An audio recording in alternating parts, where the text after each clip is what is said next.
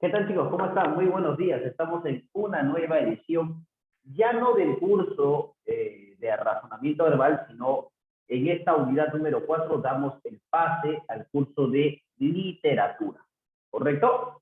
Ya el año pasado, ustedes se acordarán que tuvimos un programa de trabajo, ¿no? Por cada 3 clases de RB había que establecer una clase en desarrollo de literatura. Como este año, chicos, hemos empezado a trabajar desde la unidad número 1 con razonamiento verbal, entonces ahora nos toca desarrollar pues el curso de literatura como es importante. Ahora, estoy utilizando esta nueva plataforma, ¿no es cierto? Porque de todas maneras, para contar mejor las historias y para señalarte mejor las fechas y para que no haya ningún inconveniente con las fotos que te mando, por ejemplo, eh,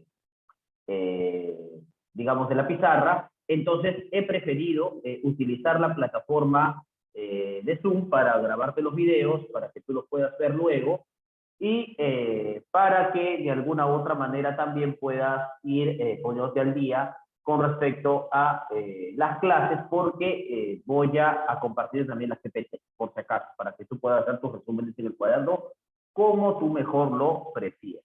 ¿Correcto? El año pasado recuerda que hemos visto literatura, si mal no me equivoco, literatura o introducción a la literatura y logramos ver hasta, me parece, literatura española, ¿correcto? Creo que logramos ver hasta la generación del 98, generación del 27, por ahí. Ahora, si bien que es cierto, el año pasado empezamos con una introducción a la literatura, hablamos de los géneros literarios, de las especies, hablamos de las figuras literarias, estuvimos hablando, por ejemplo, de los tipos de género, de la novela picaresca, ¿no? Este año ya nos toca enfocarnos en lo que sería la literatura peruana, ¿correcto? Vamos a enfocarnos en lo que corresponde a la literatura peruana, vamos a establecer bajo qué concepto se inicia la literatura peruana, cuando culmina este inicio de la literatura peruana. Vamos a establecer de alguna u otra manera una periodificación o un desarrollo historiográfico de la literatura peruana hasta, digamos, la época contemporánea actual, ¿no es cierto? Hablar también de literatura peruana es hablar de los años 50, 60, 70 del siglo anterior, hasta la generación del 2000, ¿por qué no decirlo? ¿No? Entonces, vamos a desarrollar eso, ¿no es cierto?, durante este periodo del curso de literatura, y hoy vamos a empezar precisamente con el tema que da inicio a esta literatura peruana, ¿no es cierto? Esta literatura que vamos a denominar, chicos, como, ¿no es cierto?, literatura quechua. Hay un problema cuando nosotros hacemos referencia al tema de literatura quechua, porque en algunos otros libros encontramos el término literatura inca, ¿no es cierto? Ahora, ¿cuál es la diferencia entre quechua e inca? Por ejemplo, yo no digo literatura latina, ¿no es cierto? Yo digo literatura romana, o yo digo, por ejemplo, literatura griega, ¿no es cierto? Ahora, el punto de inflexión entre, digamos, la precisión del término es hablar de literatura quechua o literatura también prehispánica, si queremos hablar del periodo histórico. Pero ¿por qué quechua y no inca? Porque hay que recordar que cuando hablamos de quechua estamos hablando de un bagaje mucho más amplio, ¿no? Que no solamente implica a los incas, sino también a otros pueblos que habían sido sometidos en el tercer horizonte intermedio.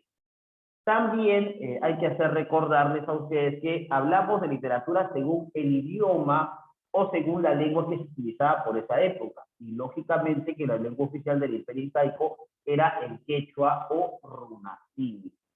Cuando uno habla de literatura quechua o inca, tiene que referirse precisamente a los mitos y a las leyendas que originaron, ¿no es cierto?, la historia de los incas o la historia de esta civilización importantísima de lo que es el continente sudamericano.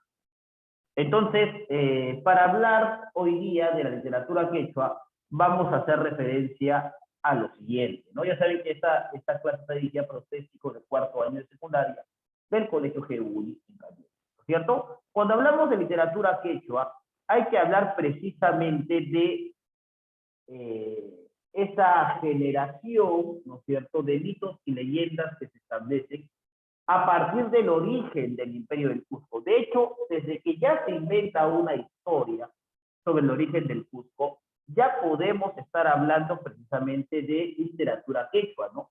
La gestación de mitos y leyendas es muy importante para la participación o para el inicio de esta literatura quechua como tal. Entonces, es importante recordar que hasta ahora no compartimos mucho, ¿no? O hemos heredado este tipo de literatura y hemos heredado de alguna u otra manera estas leyendas o estos mitos.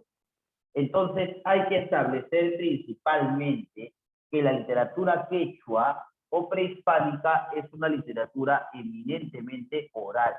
¿Cuándo se va a originar o cuándo se va a iniciar esta literatura quechua? ¿No es cierto?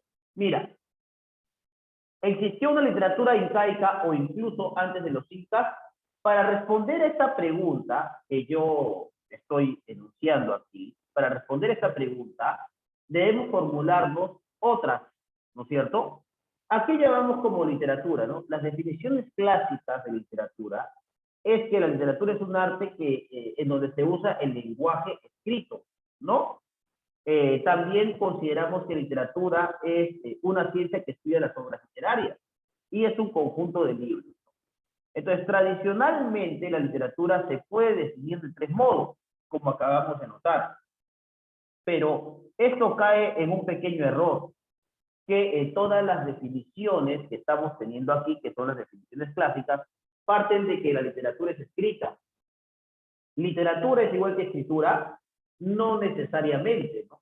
Porque si estamos hablando de literatura quechua, entendiendo que, entendiendo que el quechua no tenía escritura oficializada o no tenía una norma establecida en la escritura, entonces podríamos decir que no existió literatura incaica o literatura quechua, y eso es un error, ¿no es cierto? Ahora, a partir de la definición clásica podemos desestimar o podemos deslegitimizar, ¿no es cierto?, el concepto de literatura. Y podemos decir lo siguiente, ¿no es cierto? Se suele decir siempre que las culturas de América Latina, sobre todo de las culturas prehispánicas, son,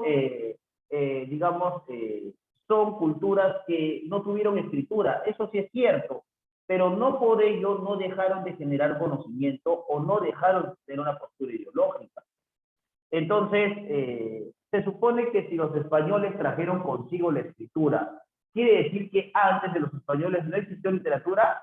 No, sí existió, ¿no es cierto? Pero para poder reconocer los textos literarios de esta época, es necesario reformular el concepto de literatura. O sea, la literatura no es aquel arte que se expresa solamente por la escritura, sino es aquel arte que se expresa por palabras.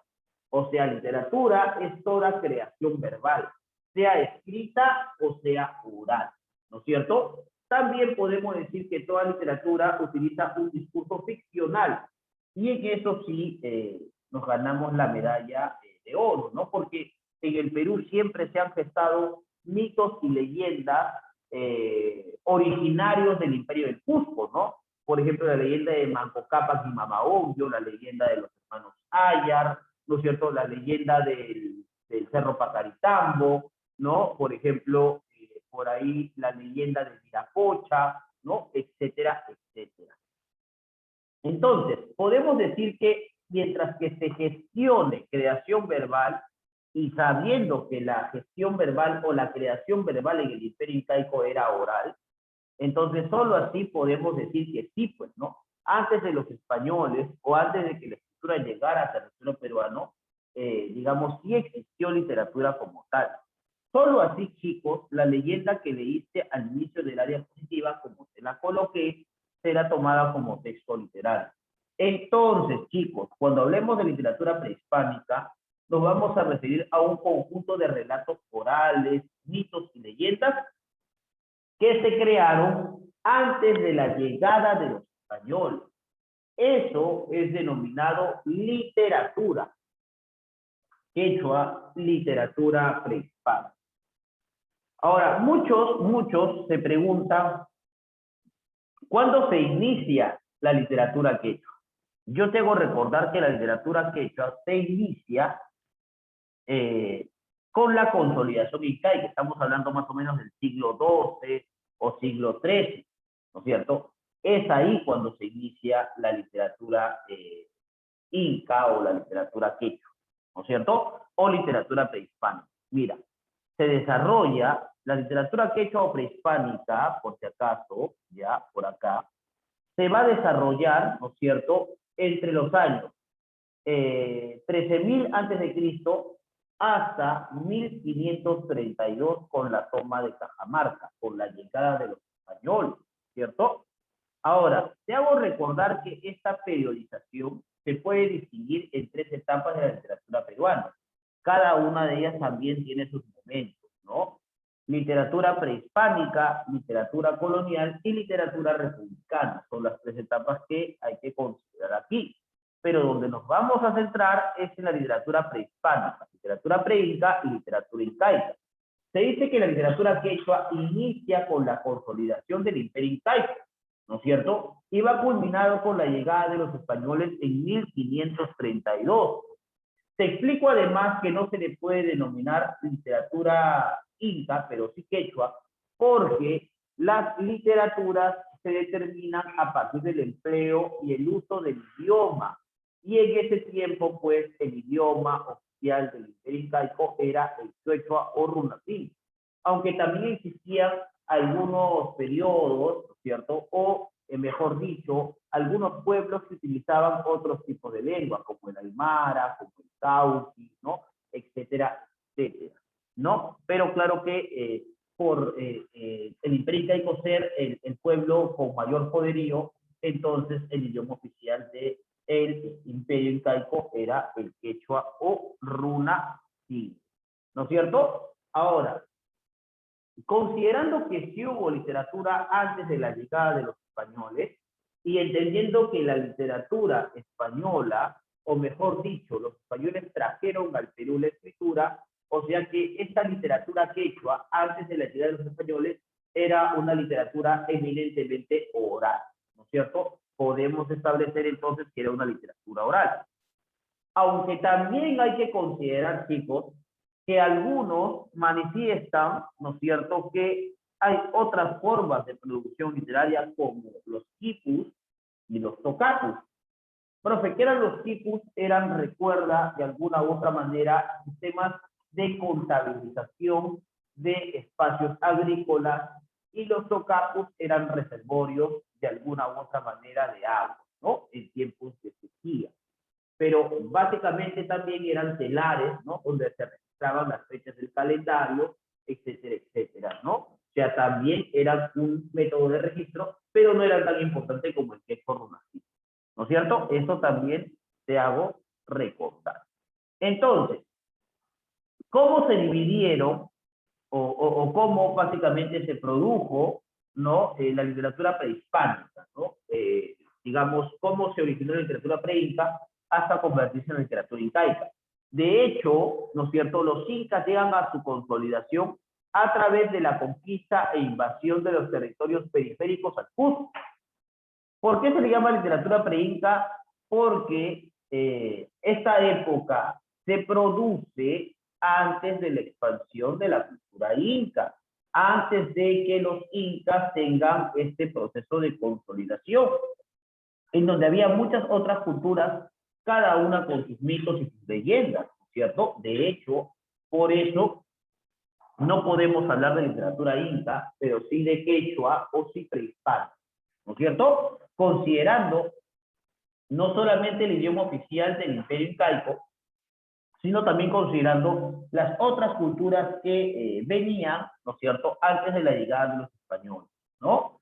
Entonces, como cada pueblo, así como los chimú, los picus, la cultura lambayeque, la cultura mochica, la cultura chancay, la cultura tacna, la cultura chincha, chavín, guari, ¿no es cierto?, tenían mitos y leyendas. Eso enriquecía mucho más el capital literario oral del Perú. Cabe señalar, chicos, que los incas, antes de ser imperio, era un pueblo más. ya luego pasaron a dominar el territorio que actualmente conocemos como Cusco, ¿correcto? Pero es importante poder señalar que antes, incluso de los incas, o antes de la consolidación incaica, cada pueblo establecía sus mitos y sus leyendas, ¿correcto? Hay que señalar eso. Ahora, si bien es cierto, podemos hablar de literatura quechua porque el idioma oficial era el quechua runacimi. La literatura quechua tiene sus características importantísimas que ahora vamos a señalar. Primero, la literatura quechua se diferencia de la literatura española y de otro tipo de literatura porque es evidentemente oral. O sea que esta literatura, ¿no es cierto?, y los mitos y leyendas que se constituyen dentro de este periodo se van a transmitir de generación en generación, ¿no es cierto? O sea, se transmiten de boca en boca. O sea que los mitos y las leyendas son un conducto que refleja la tradición de los pueblos, ¿no es cierto? Eso por ahí se señala. Ahora, también la literatura es anónima, pero a diferencia, por ejemplo, como veíamos el año pasado, que algunos libros se mantenían en el anonimato por no ser excomulgados por la Iglesia Católica, aquí el anonimato se daba porque el espíritu indígena o el espíritu incaico era un espíritu colectivo.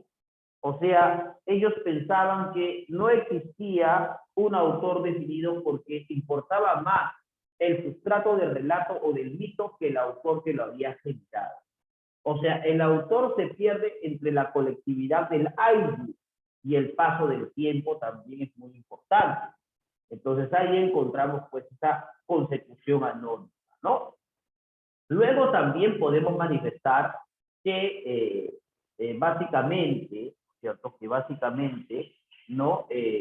La literatura quechua es animista porque básicamente otorga características particulares, funcionales y hasta humanas a los elementos de la naturaleza. Por ejemplo, al sol, a la luna, a las lluvias, a la Pachamama o a la tierra, ¿no? Por si acaso también. La literatura quechua, además de ser oral, anónima y animista, la literatura es cosmogónica y panteísta. Profe, ¿y por qué es cosmogónica y panteísta? Es cosmogónica y panteísta, chicos, porque los incas, ¿cierto? Los incas creían en la totalidad del universo. Es más, no solamente creían en la totalidad del universo, sino que ellos eran parte de esa totalidad. Entonces, por eso que ellos se consideraban, y por eso el término Inca, que es un término aymara, que significa hijo del sol, ¿no es cierto? Ellos se consideraban parte, ¿no es cierto?, de ese universo. Entonces, como querían abocarlo todo y, digamos, darle, digamos, esta animosidad, ¿no es cierto?, a digamos, esta literatura, entonces todos los elementos que eran inertes tenían una condición o una característica humana. Otro de los tópicos importantes en la literatura quechua es que eran agraristas. Profe, ¿y por qué eran agraristas? Porque sus temas se reflejaban básicamente en la actividad predilecta de los incas, que era ¿qué cosa? La agricultura, definitivamente. La agricultura era un sustrato muy importante para ellos, ¿no? Entonces, estas condiciones o estas características se dan dentro de la literatura quechua, pero también una última condición importantísima en la literatura quechua es que ellos son clasistas. ¿Qué quiere decir? Que la literatura, o mejor dicho, la educación en el imperio incaico no se establecía de la misma forma para todos. Había una educación que partía de la panaca real, que era la familia del Inca, y había una educación que recibía el pueblo, ¿no es cierto? Claro que los gestores de esta educación se destacaban en dos elementos o en dos personajes muy importantes. El Amauta, que era el poeta oficial del incanato, y solamente se le asocia con el género épico, y además el Amauta solamente se encargaba de educar a la familia real. En cambio, los arabicus eran poetas populares, ¿no es cierto? Poetas del pueblo del incanato. y a esto se le va a asociar con el género lírico, mientras que a la Mausa se le asocia con el género épico, a los arábicos se les asocia con el género lírico. ¿Correcto? Ahí las características, en todo caso, de la literatura quechua. Ahora, si era oral, ¿cómo ha llegado hasta nosotros? ¿No? Por ejemplo, todos sabemos que si ha llegado hasta nosotros, ha sido de generación en generación de manera oral, de boca en boca. Y también porque en algunas crónicas de Indias, que vamos a ver eso en literatura colonial o literatura de la conquista, los cronistas anotaban, ¿no es cierto? Los cronistas, ¿no? Escribían los relatos que escuchaban al llegar al Nuevo Mundo, ¿no? Entonces, a partir de ello han llegado también a ser nosotros, ¿no? La literatura prehispánica en general se asocia mucho a la música. Por ejemplo, el Arabicus cantaba sus poemas al ritmo de la tilla, de la zampoña o el chicuri, ¿no es cierto? A través de los instrumentos de percusión o a través de los instrumentos de viento, ¿correcto? Y la poesía era en general solo para los nobles. Un ejemplo es el Rey Azteca, cuyo poema lees aquí, ¿no es cierto? Pero bueno, más allá de ello, siendo oral, ha tenido un registro o ha tenido un asidero actual por las crónicas de Indias y por la tradición oral también, ¿correcto? Eso también es importante. Por acá algunos mitos, ¿no es cierto? Y leyendas que también son importantes y que son parte de la construcción, ¿no es cierto?, literaria y narratológica, si se quiere llamar, de la literatura quechua, ¿no? Por aquí lo señalo y lo paso de alguna manera así, porque no me voy a centrar tanto en eso. Lo que quiero es que ahora, ¿no es cierto?, hablemos de los géneros que se van a desarrollar dentro de la literatura quechua. Lo que sí quiero es que diferenciemos lo que es un mito de lo que es una leyenda, porque muchas veces nos confundimos, a pesar de que ambos parten de la tradición oral y sobre todo ambos pertenecen al género narrativo. El mito tiene una visión sagrada, ¿no es cierto? Una visión sagrada del mundo. Mientras que la leyenda simplemente es una versión popular de los hechos, ¿ya? En el mito, el tiempo es primordial. Eso quiere decir que todo parte de cómo se originó el mundo, la vida, el hombre, las especies. En cambio, en la leyenda, el tiempo es determinado. O sea, sucede en una época determinada y no representan o no tocan los temas como el origen del hombre, ¿no? Y esas cosas. Ahora, dentro del mito, podemos, por ejemplo, encontrar personajes sobrenaturales y divinos. En cambio, en las leyendas encontramos personajes del folclore, ¿no es cierto? Personajes pueblerinos, personajes reales, ¿correcto? Ahora, dentro del mito vamos a encontrar una verdad cultural, definitivamente una verdad que cala en la historia oficial, ¿no es cierto? En la historia oficial, digamos, de la cultura, digamos, de la cultura de ese lugar o de ese sitio. En cambio, la leyenda tiene una variante popular. ¿Por qué? Porque así como se puede contar esa leyenda en el Cusco, tiene una variante en Ayacucho y también tiene una variante, ¿no es cierto?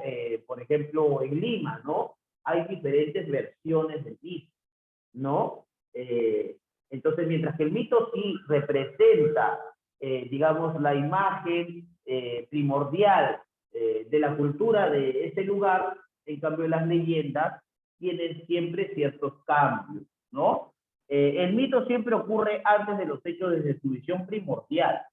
En cambio, la leyenda ocurre después de los hechos, ¿no? O sea, sucedió el evento y cada quien tiene una versión de ese evento, ¿no? Lo que sí ambas tienen semejanza es que explican la realidad de diferentes modos, pero explican la realidad. Y se transmiten de manera oral y tienen fines didácticos porque siempre buscan enseñar cómo se originó ciertos elementos y, digamos, ciertas condiciones dentro de, digamos, ciertas condiciones, ciertos eventos dentro de esa cultura, ¿no es cierto? Eso por ahí hay que destacar. Mira, el hecho de que las culturas que habitaron nuestro territorio desconocieran la escritura hace complicado el conocimiento del proceso literario, los diversos pueblos de nuestro antiguo Perú desarrollaron la creación literaria mediante la oralidad. O sea, nuestra literatura quechua es oral, obviamente. Las crónicas nos dan una amplia información de la época incaica. Es más, a partir de las crónicas o gracias a ellas, nosotros hemos podido conocer algunos mitos y algunas leyendas que contaban los cronistas, los primeros en llegar al territorio peruano o a las Indias o América y empezar a dar estas noticias a la corona española. Posteriormente esos libros se van a dar a conocer. Los incas, en su proceso de expansión, respetaron la cultura de la mayoría de los pueblos vencidos, pero imponiendo su lengua, el quechua. Sin embargo, cuando los españoles llegaron, impusieron su lengua sobre el quechua. O sea, el español sobre el quechua. Lo que no quiere decir que el idioma inca haya desaparecido, puesto que durante la colonia, ahora, el usando de la escritura, se produjeron textos en quechua también, ¿no? Eso es muy importante. Esto quiere decir que hay producciones en lengua quechua que han sobrevivido hasta nuestros días. ¿Sabías que incluso hoy algunos escritores siguen escribiendo en quechua? Bueno, por eso te decía que aparte de las características, aparte del proceso de la literatura quechua y aparte del inicio y la culminación, también encontramos géneros, ¿no es cierto?, que desarrolla la literatura quechua, ¿no? Acá tenemos, por ejemplo, el mito del Incarri, ¿no?, que es muy importante. Por acá te lo dejo para que tú lo puedas leer. Y para estudiar literatura prehispánica, quechua o preinca, es necesario recurrir a textos no necesariamente literarios. Tenemos que recurrir a los mitos y a las leyendas. Sin embargo, también hubo una creación propia por parte del pueblo. También es necesario recordar que la literatura quechua llega a su apogeo cuando el Tahuantinsuyo logra expandirse por gran parte de América del Sur. Hay que recordar que el imperio incaico llega hasta las regiones de Jujuy en Argentina. También llega a las regiones de Colombia, ¿no es cierto? También llega a Bolivia y me parece que llega hasta la Patagonia, si mal no me equivoco. Entonces ahí está. A continuación veremos una línea del tiempo que nos mostrará esa evolución. Por ejemplo, literaturas prehispánicas, distintas lenguas del antiguo Perú. Literatura quechua, dominancia de la lengua quechua y, claro, dominación también de la consolidación incaica. Literatura quechua colonial, dominancia del español, lengua quechua para una minoría subordinada, ¿no es cierto? Y literatura quechua republicana, primero el español es la lengua dominante, luego ambas lenguas, ¿no es cierto?, tienen el mismo estado, ¿no es cierto? Ahí está. Ya habíamos hablado de algunas características, ¿no es cierto?, de esto, ya habíamos explicado este proceso, ¿no? Habíamos dicho que la literatura quechua era clasista porque había una literatura popular que era realizada por los arabicus, que es musicalizada, que es breve y que es dialogada, y que te había explicado además que esta literatura popular, ¿no es cierto?, esta literatura implantada por los arabicus, se relacionaba con el género lírico, ¿no? En cambio, la literatura oficial o la literatura, ¿no es cierto?, que era, digamos, que él era dada a la Canaca Real, era la literatura hecho por los amautas o por los Pucamayoc. Era dirigida a la familia del Inca y solo del Inca, era didáctica, y ellos van a desarrollar la épica, la lírica y la dramática, ¿no es cierto? Pero sobre todo la épica. Los arábicos solamente van a desarrollar el género lírico, ¿correcto? Ahora, dentro de los géneros que van a desarrollar, ¿no es cierto?, vamos a encontrar al género épico, ¿no? Dentro del género épico vamos a encontrar algunos mitos y leyendas, ¿no? Importantísimos, mitos y leyendas. Ya habíamos diferenciado qué es un mito y qué es una leyenda. Entre los principales mitos que vamos a encontrar, pues encontramos el mito de Nailam, que habla, por ejemplo, del valle de Chicama, de Chimú, del norte del Perú. Hablamos del mito de Viracocha, hablamos del mito de Bichama, y hablamos de dos mitos importantes que reflejan de alguna u otra manera el origen del imperio incaico, el origen del Cusco, ¿no es cierto?, denominado también el ombligo del mundo. Encontramos el mito de Pacaritambo y, lógicamente, la leyenda de Manco Cápac y Mamaoy. Se dice que esos dos mitos Estos dos mitos son los mitos más importantes que explican el origen del Cusco, el origen de los incas también. Ahora, dentro del género dramático, dentro del género lírico, vamos a encontrar, por ejemplo, algunos cantos agrícolas. Los indígenas de la época tenían el trabajo, su trabajo primordial en el campo, ¿no es cierto? Pero como pasaban largas jornadas en el campo, por cada proceso o por cada tiempo o por cada cosecha utilizaban un canto quechua. A partir de esos cantos agrícolas que se daban, se crean ciertas especies líricas, ¿no es cierto? Por ejemplo, encontramos el Aimoray, que es un canto a la naturaleza, encontramos al Huacaitaqui, que es un canto a los animales, encontramos el Urqui, que es una poesía amorosa, que canta el desengaño o el dolor por la pérdida de la amada, encontramos el Ayatay, que es un canto fúnebre, encontramos el Aidi, que es un canto jubiloso, es como la oda, un canto de exaltación, encontramos el Arawi, que es un canto sentimental y quejumbroso, ¿no es cierto? Encontramos a el Yamaha, que es un canto pastoril, como la elegía, ¿no? O sea, encontramos esos tipos de cantos, ¿no? Que pertenecen al género lírico. Y vamos a encontrar luego el género dramático. El género dramático es el género que se va a representar dentro de las cortes, o sea, que tiene un registro cortesano, y solo se va a representar en fechas importantes, ¿no es cierto? Por ejemplo, el día, si mal no me equivoco, el día 23 de junio, solsticio de invierno, se celebra en el Cusco la fiesta del Inti Raymi, que es básicamente la gran celebración dramática del inicio del Imperio Incaico, ¿no? Antes, por ejemplo, la gente solía asistir a la fiesta del Inti Raymi y solían ver pues el espectáculo, ¿no? Que había para sí, digamos, pero bueno, ahora ustedes saben por el tema del COVID, pues no se ha podido, digamos, asistir, pero sí se ha visto televisado, se han tenido la oportunidad de verlo, excelente, ¿no? Esto, ¿no? Ahora, el género dramático es un género que no es quechua. Es un género que viene con los españoles. Es más, la obra más importante que tiene la literatura quechua es el Ollantay. Y el Ollantay tiene varias versiones sobre el origen y de dónde parte esta obra importante.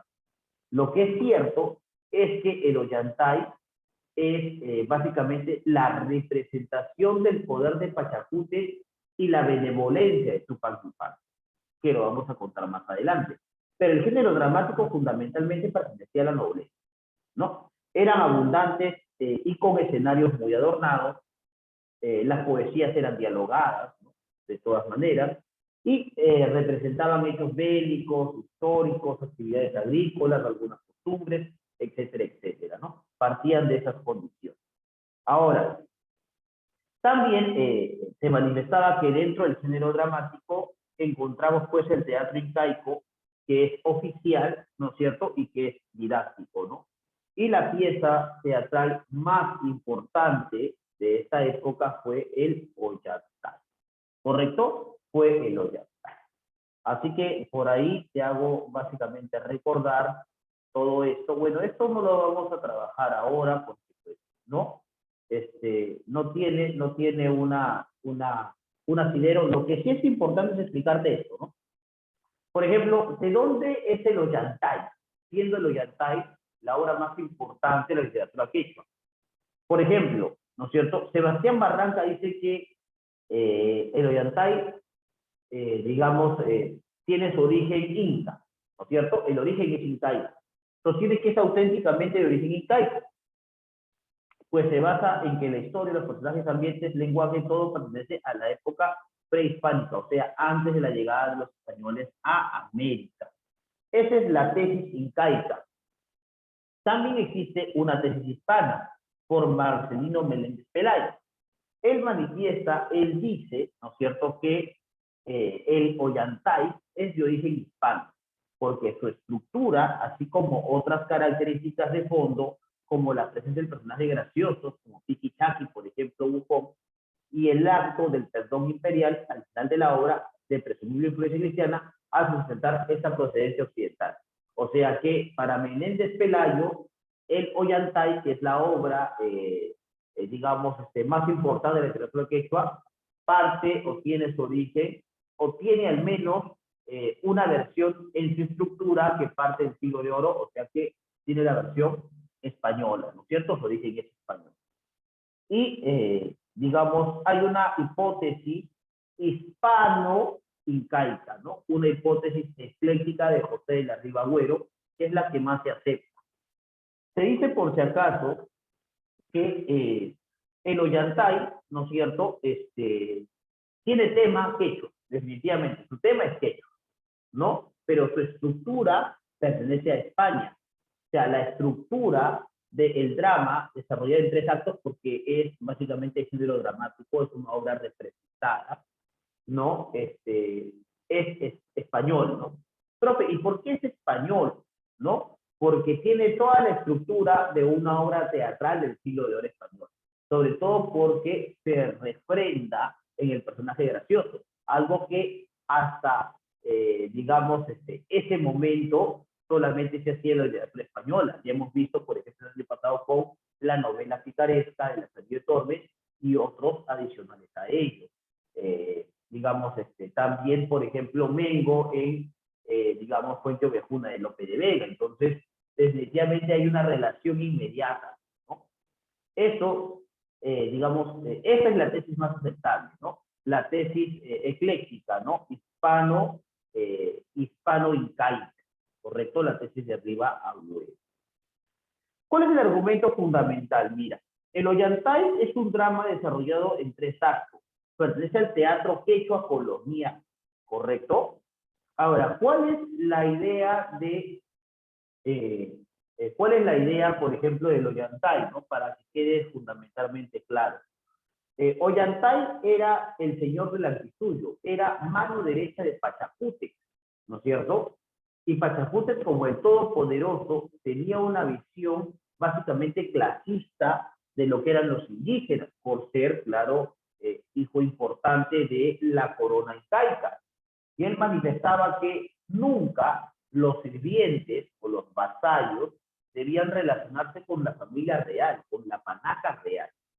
Y el problema se da en que Ollantay, siendo servidor de Pachacútec, se va a enamorar de la hija de Pachacútec, llamada Cuchipou, ¿cierto? Surge este amor, pero este amor es prohibido, definitivamente, ¿no? Porque hay una diferencia de clases sociales, ¿cierto? Ahora, ¿qué va a ocurrir luego? Pachacútec, al enterarse, ¿no es cierto?, por su general, ¿no es cierto?, por el general de Pachacútec, Rumiñahui, ¿no?, va a decidir expulsar a Ollantay del Imperio Incaico y quitarle el Antisuyo. Pero acá se produce una relación importante con Ollantay. Ollantay, al ser excluido del Imperio Incaico, empieza a recolectar o empieza a generarse adeptos o personas que lo apoyen, personas que han sido desprestigiadas o desplazadas por el Imperio Incaico porque son pueblos que han sido dominados por los incas. Entonces, Cusi Couyour va a ser, básicamente, va a ser recluida en el Ayahuasí, ¿no? Que en el Ayahuasí era, digamos, el lugar de las vírgenes, donde básicamente Cusi Couyour debía mantenerse para no verse más como Ollantay, pero Pachacútec comete un error. Piensa que su hija es virgen, pero Cusi Couyour ya no es virgen, ¿no? Ya Ollantay ha no solamente implantado su semilla, la semilla del amor, sino que también ha implantado pues la semilla de la germinación, ¿no? Y lógicamente que van a ser, ¿no?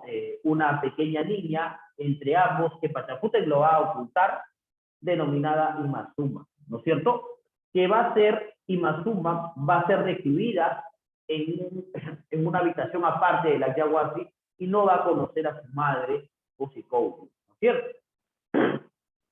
Por otro lado, Wilcauma, ¿no es cierto?, que era el sacerdote, que era el consejero de Pachacútec, ¿no?, le va a comentar a este que Ollantay está originando una rebelión. Pero Pachacútec ya es un inca viejo, ¿no? Ya es un inca entrado en años. Entonces, Pachacútec va a morir y quien va a asumir, ¿no es cierto?, el gobierno y la autoridad del Imperio Incaico va a ser Tupac Yupanqui, hermano de Tusicou, ¿no es cierto? Ahora, lógicamente que Tupac Yupanqui, ¿no es cierto?, va a ser apoyado por el general fiel de Pachacútec llamado Rumiñahui, ¿no es cierto? Entonces, Tupac Yupanqui, sabiendo que Ollantay está planeando definitivamente pues una rebelión apoyado por esos pueblos que han sido gobernados por los incas, decide crear un plan, ¿no? En ese plan, Rumiñahui se va a pasar para las filas de Ollantay y en ese caso Rumiñahui, ¿no es cierto?, le va a manifestar y le va a decir que ya no soporta más el gobierno de Tupac Yupanqui y que va a decidir apoyarlo. Ollantay no estaba solo, Ollantay tenía a dos personas que lo aconsejaban, ¿no? La primera de una buena manera y la otra de mala manera porque es un personaje gracioso, ¿no? Piquichaqui, que era el sirviente de Ollantay, siempre sacaba cara por él y a veces recibía algunos golpes por él también, ¿no? Y Otto Huaraca, que era el capitán o el general de Ollantay que lo aconsejaba en los aspectos bélicos, ¿no? Rumiñahui va hacia las huestes de Ollantay y le va a comentar que ha desistido de seguir participando en el gobierno de Tupac Yupanqui porque lo considera una persona muy joven que no tiene básicamente aspiraciones y tampoco tiene pues el don de mando como se lo tenía su padre Pachacútec. Orco Huaranca duda, ¿no es cierto?, de esa rendición, pero va a aceptarlo porque Ollantay va a confiar. Sin embargo, ¿qué va a ocurrir? Rumiñahui va a traicionar a Ollantay, ¿no es cierto?, y va con amenazas a trasladarlo a Palacio de Tupac Yupanqui. Ollantay y Tupac Yupanqui se van a ver, ¿no es cierto? Piquichaqui, muerto de los nervios, se va a morder las uñas, ¿no? Y en ese acto, ¿no es cierto?, en esa escena, va a salir Wilcauma, el sacerdote, manifestando todo lo que ha ocurrido, ¿no? Tupac Yupanqui, al enterarse que Usicoyo y Ollantay, su hermana, y Ollantay habían tenido una hija, ¿no es cierto?, y Pituzaya, confirmando de alguna u otra manera esta versión, decide Tupac Yupanqui aceptar la unión entre su hermana y Ollantay, ¿no es cierto? Por eso el tema fundamental, y con eso termina la historia, el tema fundamental de Ollantay es la rebelión de Ollantay y la benevolencia de Tupac Yupanqui, ¿no es cierto? El Ollantay, por si acaso, como obra, se dio a conocer, ¿no es cierto?, gracias a una copla hecha por el sacerdote Antonio Valdés en 1770, ¿no es cierto? Y hay que recordar que el contexto en el que se desarrolla esta obra son los últimos 10 años del gobierno de Pachacútec y un corto periodo del gobierno de Tupac Yupanqui, ¿no es cierto? Entonces, esa es la versión, ese es el argumento de Ollantay, ¿no es cierto? Para recordar, por acá también tenemos básicamente el argumento, ¿no? Para que tú lo puedas entender y leer. Y eso era básicamente todo lo que tenía que manifestarse dentro de la teoría con respecto a la literatura quechua. ¿Correcto, profe? Y ahora, ¿qué vamos a hacer? 10 preguntitas, ¿correcto? 10 preguntitas que hacen referencia a este tema, por si acaso. Profe, ¿dónde están? Acá está. Pregunta. Vamos a hacer de la pregunta número 1 a la 10. Profe, y el resto ya te las he colocado allí para que tú las respondas en una ficha que después de ver este video vas a tener que contestar, por si acaso. La literatura quechua prehispánica se desarrolla en los siglos ¿qué? Entre el siglo, chicos, entre el siglo XII y el siglo XII y el siglo III. ¿Ya? Por si acaso. Alternativas. No corresponde a la literatura incaica, sus características. Es oral, por supuesto. Es anónima, claro. Es agrarista, sí. ¿Es colectiva? Sí. ¿Todas corresponden? Mejor marcamos la E. ¿Correcto? Ahí está. Los poetas populares del incanato fueron ¿quiénes? Recuerda que la literatura quechua era clasista. Por eso se dividía en dos grandes vertientes. Los arabicus, que eran los poetas populares, y los amautas, que eran los poetas cortesanos. ¿Cierto? Por eso colocamos aquí alternativa a Amau. ¿No? Difundieron los mitos fundacionales del antiguo Perú. ¿Quiénes fueron los que difundieron los mitos fundacionales del antiguo Perú? Ya sabemos que son los arabicus, que son los poetas populares. Mamahuaco y Mamaongio son personajes del mito ¿qué? Mamahuaco y Mamaongio son personajes de qué mito. Ese mito, por si acaso, es la leyenda de los hermanos Aya. ¿Correcto? Aya. La leyenda de Mamahuaco y Mamaongio fue recopilada por quién? Fue recopilada, por si acaso, por Blas Valera. ¿Correcto? Blas Valera, el gran copista de los mitos y las leyendas. La leyenda de los hermanos Aya fue recogida por quién? Ya sabemos que fue por Juan de Betán. ¿Correcto? Ahí es. No corresponde a los mitos costeños, mitos de la costa. Mito de Bichama, mito de Pachacamac, mito de Con, mito de Pacaritambo. Pacaritambo es el Cusco. ¿Correcto? Mito de Pacaritambo es el Cusco.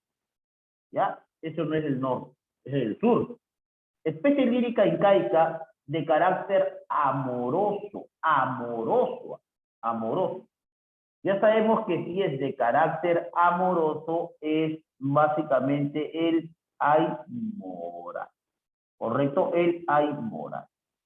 Profe, y el ayataki es canto fúnebre. ¿Correcto? Canto fúnebre. El ayataki es una especie de carácter ¿qué? Es una especie de carácter ¿qué? De carácter fúnebre. Ahí está. Fúnebre. Listo. Y ya el resto, pues tú lo puedes desarrollar, ¿no? Definitivamente. Ya tú puedes desarrollar.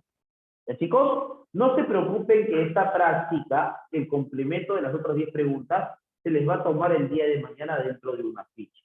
¿Ya? Espero que la clase siga entendido, que haya quedado claro. Si tienes alguna pregunta, me escribes por, digamos, el Classroom, no te preocupes. Y bueno, ya nos vemos pues la próxima semana en otra clase del curso de literatura. Por eso, chicos, cuídense y que tengan buen día.